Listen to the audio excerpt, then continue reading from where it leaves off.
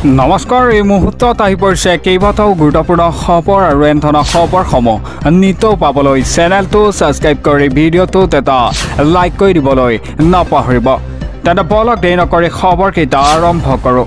দৰ্শকসকল, আজি সন্ধিয়াৰ প্ৰথমটো খবৰ।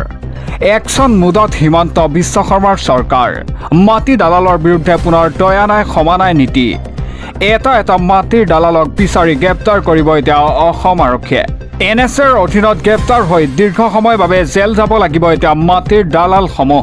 দিব লৈছোঁ সবিশেষ। মাটিৰ দালালৰ বিৰুদ্ধে পুনৰ একশ্যন মুডত হিমন্ত বিশ্ব শৰ্মা চৰকাৰ। এটা মাটিৰ দালালক বিচাৰি গ্ৰেপ্তাৰ কৰিব এতিয়া অসম আৰক্ষীয়ে। ৰাজ্যত সাৰি যাব নোৱাৰিব এজনো মাটিৰ দালাল বা ভূ মাফিয়া। NSAৰ অধীনত গ্ৰেপ্তাৰ হৈ দীৰ্ঘ সময়ৰ বাবে জেল যাব লাগিব মাটিৰ দালালসমূহ। মাটিৰ দালালৰ তালিকা লৈ ৰাজ্যজুৰি পুনৰ অভিযান চলাব এতিয়া আৰক্ষীয়ে। মাটিৰ দালালক উদ্দেশ্যে মুখ্যমন্ত্ৰী হিমন্ত বিশ্ব শৰ্মাৰ কঠোৰ সকিয়নি। মাটি দালালৰ বিৰুদ্ধে পুনৰ একশ্যন মুডত হিমন্ত বিশ্ব শৰ্মা চৰকাৰ। আৰু দিব লৈছোঁ পৰৱৰ্তী খবৰ। পাকিস্তানত হিন্দু যুৱতীয়ে ৰচিলে ইতিহাস। আন্তঃজৰ্জৰ বালুচিস্তানৰ উচ্চ পদত প্ৰথম হিন্দু মহিলা হিচাপে নিযুক্তি পালে কাশিছ চৌধুৰীয়ে। 25 বছৰীয়া কাশিছ চৌধুৰীৰ সাফল্যক লৈ এটা গৌৰৱান্বিত পাকিস্তানৰ মহিলা তথা সংখ্যালঘুসকল। দিব লৈছে এটা অতিকৈ ভাল খবৰ। চুবুৰীয়া ৰাষ্ট্ৰ পাকিস্তানত হিন্দু যুৱতীয়ে ৰচিলে ইতিহাস।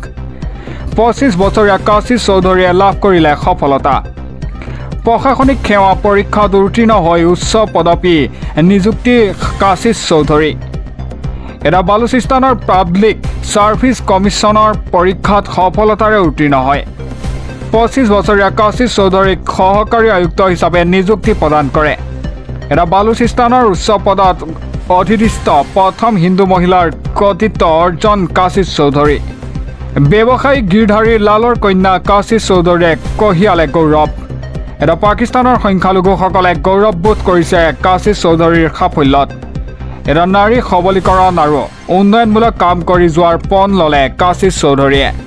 এতিয়াৰ পৰা কাশিছ চৌধুৰীয়ে বালুচিস্তানৰ সহকাৰী আয়ুক্ত হিচাপে কৰিব কাম।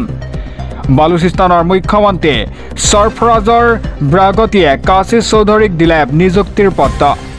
এটা চুবুৰীয়া ৰাষ্ট্ৰ পাকিস্তানত হিন্দু যুৱতীয়ে ৰচিলে ইতিহাস। আৰু দিব লৈছোঁ পৰৱৰ্তী খবৰ। বিজেপিত এতিয়া একশ্যন আৰম্ভ সভাপতি দিলীপ শইকীয়াৰ। অৱশেষত ছাইড কৰা হ'ল মন্ত্ৰী জয়ন্ত মল্ল বৰুৱাৰ ঘনিষ্ঠ মিণ্টু তামুলীক। কিছুদিন পূৰ্বে মিণ্টু তামুলীৰ ওপৰত খং উঠাত দিলীপ শইকীয়াই ল'লে একশ্যন। দিব লৈছোঁ এটা অতিকৈ গুৰুত্বপূৰ্ণ খবৰ। বিজেপিত একশ্যন আৰম্ভ সভাপতি দিলীপ শইকীয়াৰ। অৱশেষত ছাইড কৰা হ'ল মন্ত্ৰী জয়ন্ত মল্ল বৰুৱাৰ ঘনিষ্ঠ মিণ্টু তামুলীক। ছাইড কৰা হ'ল বাহজানী মণ্ডল বিজেপিৰ সভাপতি মিণ্টু তামুলীক। মিণ্টু তামুলীৰ স্থানত নতুন সভাপতি নিযুক্তি প্ৰদান কৰে। এটা ৰাজ্যিক বিজেপিৰ সভাপতি দিলীপ শইকীয়াৰ নিৰ্দেশনা। মিণ্টু তামুলীৰ স্থানত স্বপ্না মেধি ৰাজবংশীক দায়িত্ব প্ৰদান কৰে। এটা কিছুদিন পূৰ্বেই মিণ্টু তামুলীৰ ওপৰত খৰ্গহস্ত হৈছিল দিলীপ শইকীয়া। নলবাৰীৰ এক অনুষ্ঠানত মুখ্যমন্ত্ৰীৰ সন্মুখতেই শইকীয়াৰ ৰুদ্ৰ ৰূপ। ইয়াক ছাইড কৰক বুলি মন্ত্ৰী জয়ন্ত মল্ল বৰুৱাকো দিছিল ধমক। বিজেপিত একশ্যন আৰম্ভ এতিয়া সভাপতি দিলীপ শইকীয়াৰ। অৱশেষত ছাইড কৰা হ'ল মন্ত্ৰী জয়ন্ত মল্ল বৰুৱাৰ ঘনিষ্ঠ মিণ্টু তামুলীক। আৰু দিব লৈছোঁ পৰৱৰ্তী খবৰ। থলুৱাক উচ্ছেদ কৰি আদানী গ্ৰুপৰ প্ৰকল্প নিৰ্মাণৰ যোজা চলাইছে এইখন চৰকাৰে। চৰকাৰৰ এই সিদ্ধান্তৰ পিছতেই ৰাজপথলৈ ওলাই আহিছে জনতা আৰু দিছে হুংকাৰ। আমাক আদানীৰ প্ৰকল্প নালাগে, আমাক ইয়াতেই থাকিবলৈ দিয়ক, এনেদৰে মন্তব্য কৰে একাংশ লোকে। দিব লৈছোঁ সবিশেষ। থলুৱাক উচ্ছেদ কৰি আদানী গ্ৰুপৰ প্ৰকল্প নিৰ্মাণৰ যোজা চলাই এইখন চৰকাৰে। আদানীৰ প্ৰকল্প মানি নোলোৱাৰ হুংকাৰ এতিয়া ৰাইজৰ। আমাক আদানীৰ প্ৰকল্প নালাগে, আমাক ইয়াতেই থাকিবলৈ দিয়ক। ধুবুৰী চাপৰত 3500 বিঘা মাটি স্থাপন কৰা হ'ব তাপবিদ্যুৎ প্ৰকল্প। ইতিমধ্যে ভূমি পৰিদৰ্শন কৰিছে আদানীৰ গ্ৰুপে। চৰকাৰৰ এই সিদ্ধান্তৰ পিছতেই ৰাজপথলৈ ওলাই আহিছে জনতা। আন ঠাইত প্ৰকল্প নিৰ্মাণ কৰক চৰকাৰে। আমি বছৰ বছৰ ধৰি এই ঠাইতেই বসবাস কৰি আছোঁ। থলুৱাক উচ্ছেদ কৰি আদানী গ্ৰুপৰ প্ৰকল্প নিৰ্মাণৰ যোজা চলাই এইখন চৰকাৰে। আদানীৰ প্ৰকল্প মানি নোলোৱাৰ হুংকাৰ এতিয়া ৰাইজৰ। আমাক আদানীৰ প্ৰকল্প নালাগে, আমাক ইয়াতেই থাকিবলৈ দিয়ক, এনেদৰে মন্তব্য কৰে একাংশ জনতাই। ধুবুৰী চাপৰত ৩৫০০ বিঘা মাটি স্থাপন কৰা হ'ব তাপবিদ্যুৎ প্ৰকল্প। আৰু দিব লৈছোঁ পৰৱৰ্তী খবৰ। কংগ্ৰেছৰ অনুষ্ঠানৰ মাজতেই লাজ লগা ঘটনা সংঘটিত হয়। ৰাজীৱ ভৱনত দুটা পক্ষৰ মাজত প্ৰচণ্ড হতাহতি। বিধায়কে ভাষণ দি থকাৰ সময়তেই উত্তপ্ত পৰিস্থিতি। দিব লৈছোঁ এটা ব্ৰেকিং আপডেট। প্ৰদেশ কংগ্ৰেছৰ অনুষ্ঠানৰ মাজতেই মাৰপিটৰ ঘটনা। শিলচৰত কংগ্ৰেছী বিধায়ক আক্ৰমণৰ চেষ্টা। এক সম্বৰ্ধনা অনুষ্ঠানত কংগ্ৰেছীৰ মাজত মাৰপিটৰ ঘটনা সংঘটিত হয়। শিলচৰ ৰাজীৱ ভৱনত বিধায়কৰ সন্মুখতেই কাজিয়া। বিধায়কে ভাষণ দি থকাৰ সময়তেই উত্তপ্ত পৰিস্থিতি। এটা কাটিগড়ৰ বিধায়ক খলিল উদ্দিন মজুমদাৰৰ বিৰুদ্ধে অভিযোগ উত্থাপন হয়। 10 লাখ টকাত জিলা পৰিষদৰ টিকট বিক্ৰী কৰাৰ অভিযোগ উত্থাপন হয়। প্ৰদেশ কংগ্ৰেছৰ অনুষ্ঠানৰ মাজতেই এতিয়া মাৰপিটৰ ঘটনা। আৰু দিব লৈছোঁ পৰৱৰ্তী খবৰ। ৱাকফ আইনক লৈ গৰজি উঠিল এবি আমছো। ভাৰতৰ মুছলমানৰ সাংবিধানিক অধিকাৰ ওপৰত বুলডোজাৰ চলাইছে বিজেপি চৰকাৰে।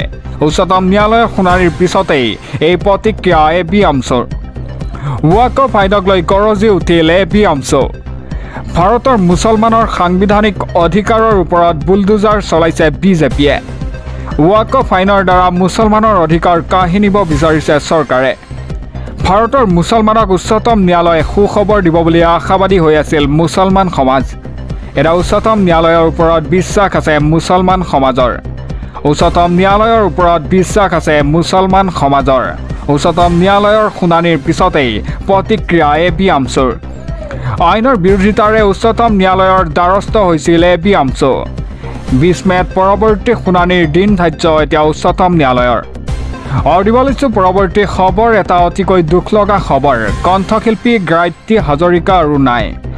গুৱাহাটী এখন ব্যক্তিগত হস্পিটেলত শেষ নিশ্বাস ত্যাগ কৰে। দীৰ্ঘদিনে জটিল ৰোগত আক্ৰান্ত হৈ আছিল গায়ত্ৰী হাজৰিকা।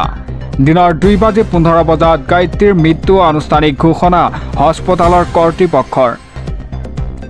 কণ্ঠশিল্পী গায়ত্ৰী হাজৰিকাৰ অকাল মৃত্যু। গুৱাহাটীৰ এখন ব্যক্তিগত হস্পিটেলত শেষ নিশ্বাস ত্যাগ কৰে। দীৰ্ঘদিনে জটিল ৰোগত আক্ৰান্ত হৈ আছিল গায়ত্ৰী হাজৰিকা। মৃত্যুৰ সময়ত গায়ত্ৰীয়ে এৰি থৈ গৈছে স্বামী আৰু 2টি সন্তানক।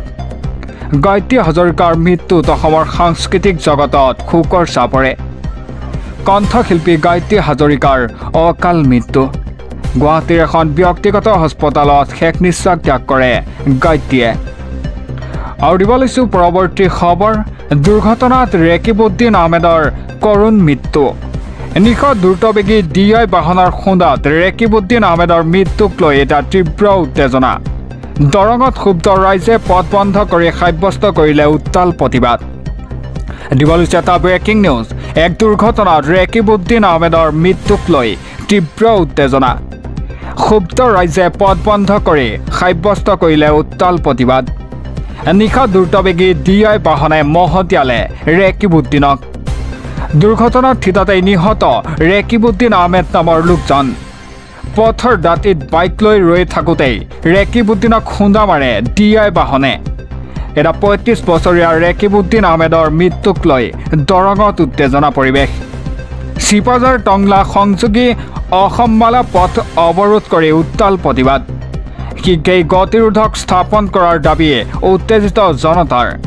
এটা মৃতকৰ পৰিয়ালক ক্ষতিপূৰণ দিয়াৰো দাবী তুলিলে প্ৰতিবাদকাৰীয়ে। এক দুৰ্ঘটনাত ৰেকিবউদ্দিন আহমেদৰ মৃত্যুক লৈ এটা তীব্ৰ উত্তেজনা। আৰু দিব লৈছোঁ পৰৱৰ্তী খবৰ। সাৱধান হওক ৰাজ্যবাসী। পুনৰ COVID-19ৰ নতুন ঢৌ। কভিডত আক্ৰান্ত হৈ সপ্তাহতেই প্ৰাণ হেৰুৱালে 31জন লোকে। দিব লৈছোঁ এটা ব্ৰেকিং আপডেট। পুনৰ COVID-19ৰ নতুন ঢৌ। বিশ্ববাসীয়ে COVID-19ৰ নতুন ভেৰিয়েণ্টৰ সন্তাস। কভিডত আক্ৰান্ত হৈ এটা সপ্তাহতেই প্ৰাণ হেৰুৱালে 31জনে। এটা চীনত উৎপত্তি হোৱা COVID-19ৰ সন্তাস এইবাৰ এছিয়াত। এছিয়াৰ কেইবাখনো দেশত শেহতীয়াকৈ পুনৰ বৃদ্ধি পাইছে সংক্ৰমণ। চীনৰ হংকঙত তীব্ৰভাৱে বৃদ্ধি পাইছে COVID-19ৰ আক্ৰান্তৰ সংখ্যা। কভিডৰ দ্ৰুত সংক্ৰমণক লৈ উদ্বিগ্ন হৈ পৰিছে স্বাস্থ্য বিভাগ। ছিংগাপুৰতো এটা সপ্তাহতেই COVID-19ত আক্ৰান্তৰ সংখ্যা 28% বৃদ্ধি পায়। এটা ছিংগাপুৰত কভিডত আক্ৰান্ত লোকৰ সংখ্যা এই পৰ্যন্ত 14,200 গৰাকী। বতৰ পৰিৱৰ্তনৰ লগে লগেই কোভিড-19ৰ নতুন ভেৰিয়েণ্টৰ সন্তাস পুনৰ কোভিড-19ৰ নতুন ঢৌ